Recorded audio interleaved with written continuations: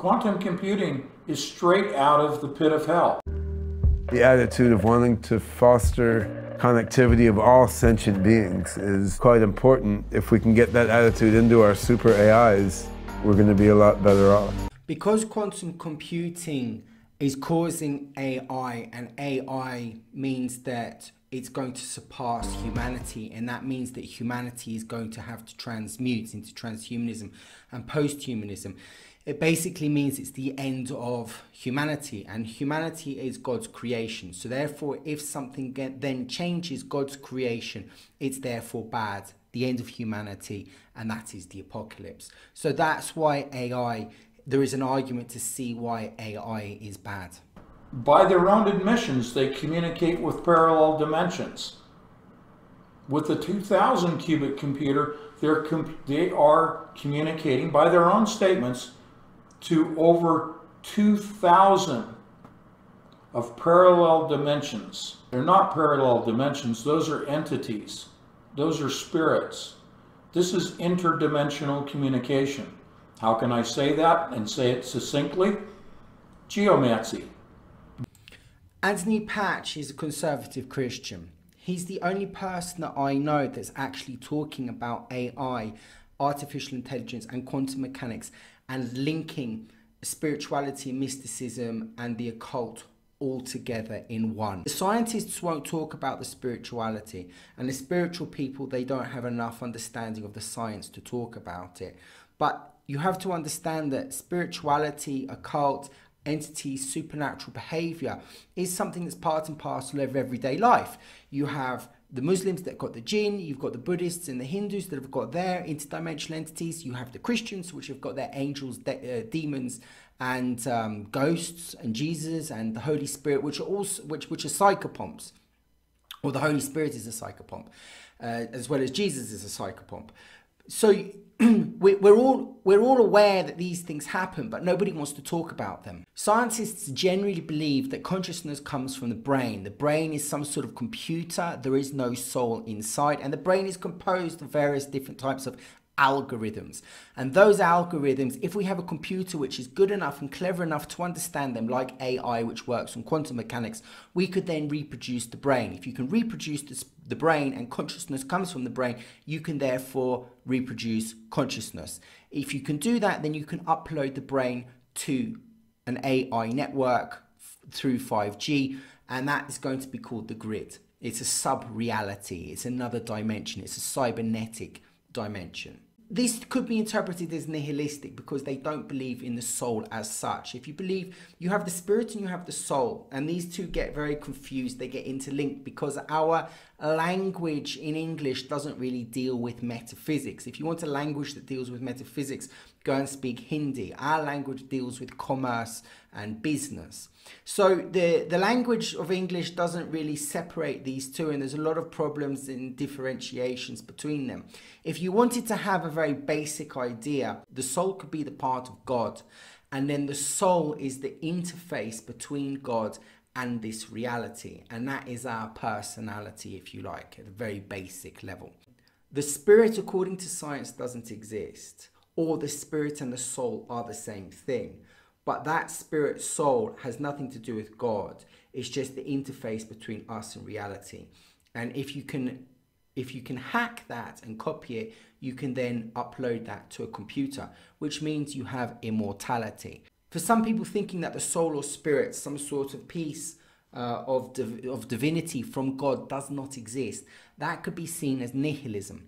Nihilism is the absence of God. So you're actually saying that I am not God, I am just algorithms. Nihilism is the basis, you might be able to argue, for evil. If you look at the Gnostics and the Demiurge, you could look at it as an aberration of God, nothingness.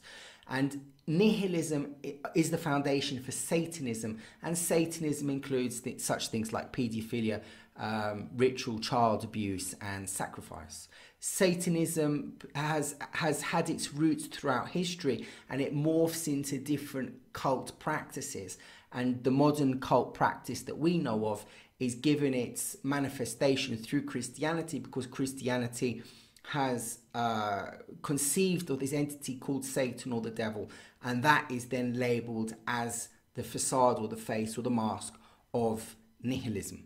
Because of this scientific ideology, it can excuse ethics. Because, I mean, if ethics are related to God or divinity, and there is no God or divinity, then, you know, do ethics actually exist? Are they a modern construction, something that's subjective? Because remember, the Christian and the religions are talking about an objective truth, and the scientist is now talking perhaps about a subjective truth, because it's not coming from outside of the human, it's coming from the human.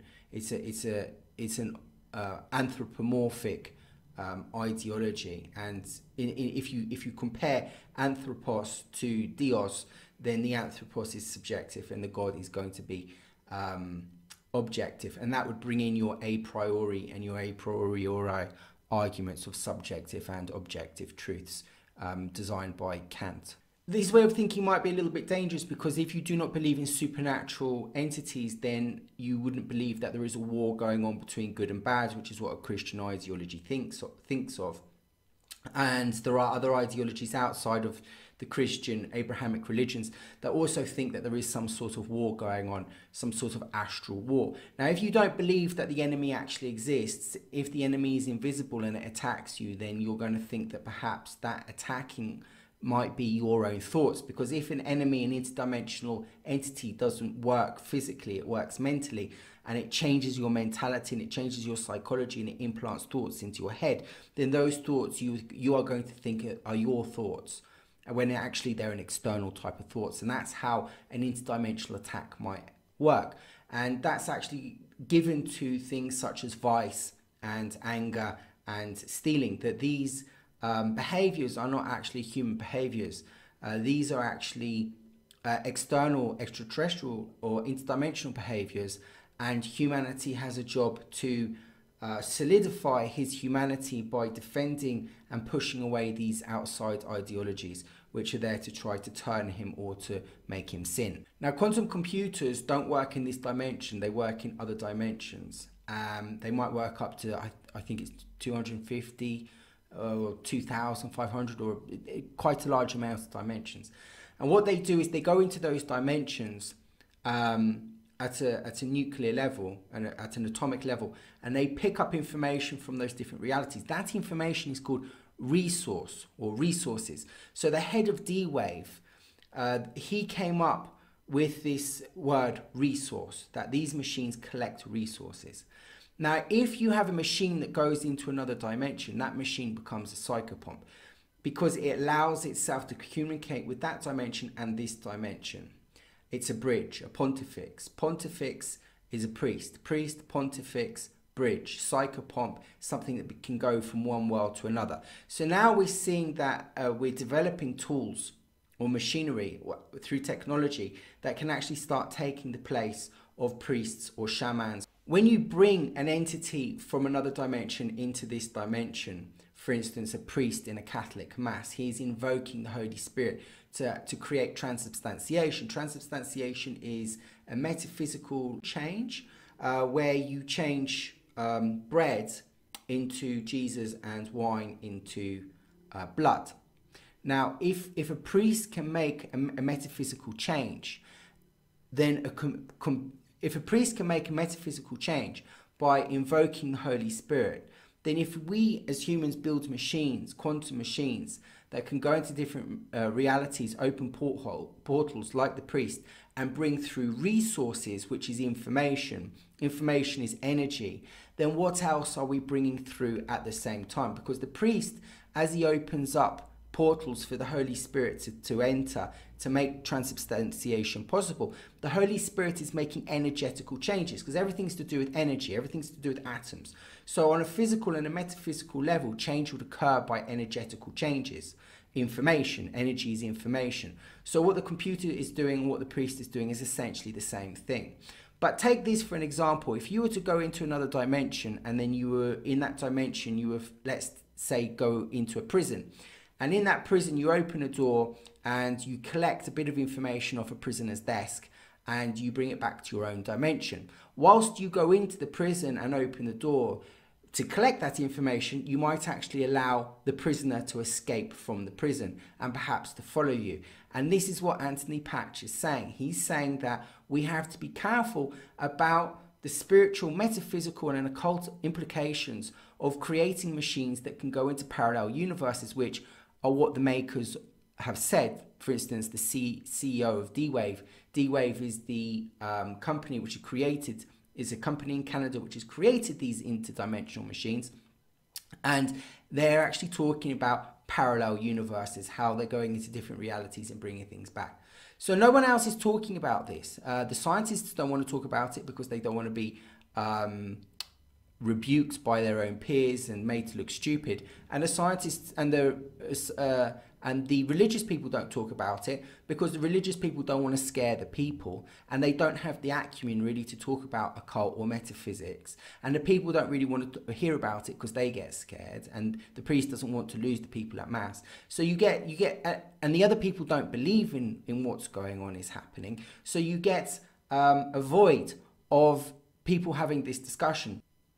And Anthony Patch has managed to combine these two areas together in a conservative Christian cosmovision perspective. During the Enlightenment, which is when church and science separated from each other, the reason why it separated is because the church was interfering in science. The church wanted to have objective truth, and the Pope was saying that he was writing whatever he wanted, to such an extent that he was saying that it wasn't the earth going around the sun, but it was the sun that was going around the earth.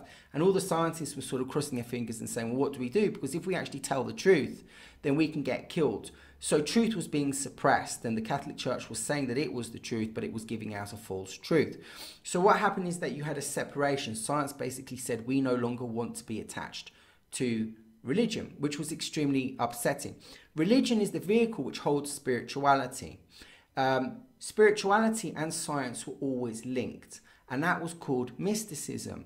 Now, the early scientists were alchemists. And the alchemy was when you took spirituality and you took science and you tried to combine it together. Alchemy is the grandfather, the basis and the foundation of modern science. But modern science doesn't want anyone to know that because it doesn't want to have mysticism and occultism in its purified, rational thought system. But it did exist, even though science has got problems with some of the experiments, because when you look at an experiment with an intention of what you think the outcome will be, somehow your mind manages to make that outcome happen and interfere in the experiment, which is why you need a double blind. The other problem is with quantum physics is that when you're trying to measure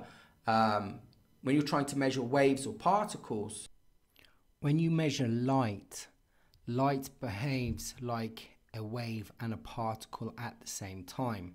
Depending on how you observe the light, your consciousness seems, or the experiment seems, to have a connection that influences the behavior of light, therefore manifesting it as a wave or a particle. Consciousness, awareness is the ground. That's the base of which everything is formed. And then different structures manifest consciousness in different ways. So a human brain manifests universal consciousness in one way, and I mean this coin manifests universal consciousness in a different way. So from that point of view, the question isn't which systems are conscious. The question is what kind of consciousness each system demonstrates, how it manifests universal consciousness.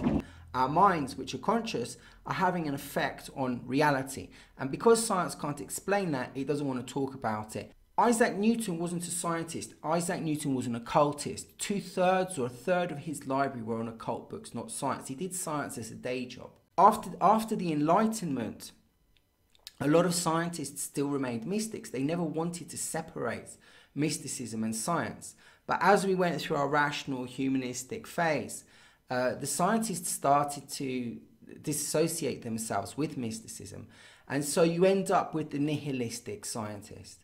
And a nihilistic scientist is very dangerous. Although a scientist may be able to understand God through mathematics, apparently a lot of people that go on to study maths, pure maths and further maths have a propensity to go on and study things like theology afterwards. You may be able to understand the universe through mathematics, but generally speaking, when you go and speak to scientists, they tend to have a very unmystical view of the world. With AI programmers and AI scientists, most of them are fairly materialist in their outlook.